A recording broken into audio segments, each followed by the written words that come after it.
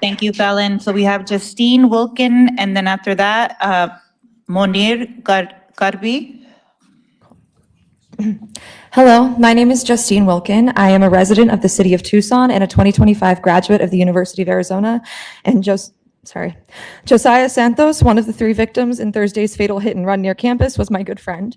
He, his girlfriend Sophia, and her roommate Katya were all killed in the crosswalk at Euclid and 2nd Street. And I could spend my time talking about how amazing they were, because they really were, but that is not why I am here. I am here to express my outrage at the city of Tucson and its Department of Transportation for the negligence that allowed this crosswalk to kill my friend with the help of an impaired driver.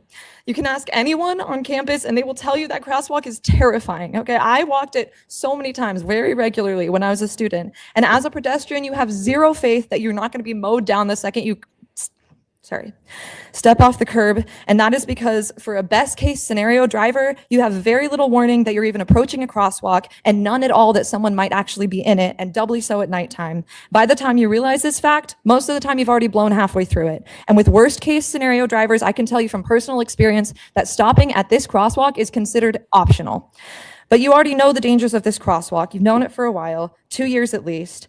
In a statement from the Department of Transportation regarding the safety and involvement of this crosswalk, they said they had been, quote, in the planning phase since 2023 for this intersection, end quote. For at least 2 years, it has been known to the city of Tucson that this crosswalk is woefully inadequate for pedestrian safety, and yet in the time that I was a student and in the time since, not a single thing has changed about it.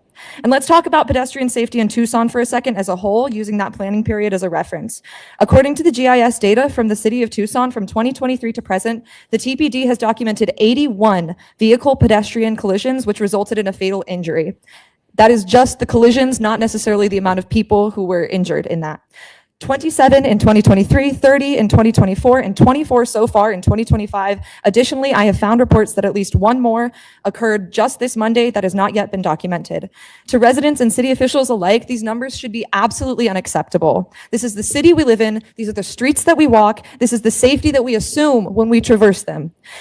I can't help but feel like if in the planning phase where officials talked about what they should do, if anyone had gotten around to the actual doing and made that crosswalk anything other than the nightmare that it is, Josiah would still be here, Sophia would still be here, and Katya would still be here. So while I am grateful that the Department of Transportation is now prioritizing Euclid and 2nd, I am mad as hell that my friend had to die for this to happen. I'm calling now for the installation of a hawk flashing beacon along with 10,000 other people who signed a petition on change.org, set up by these people.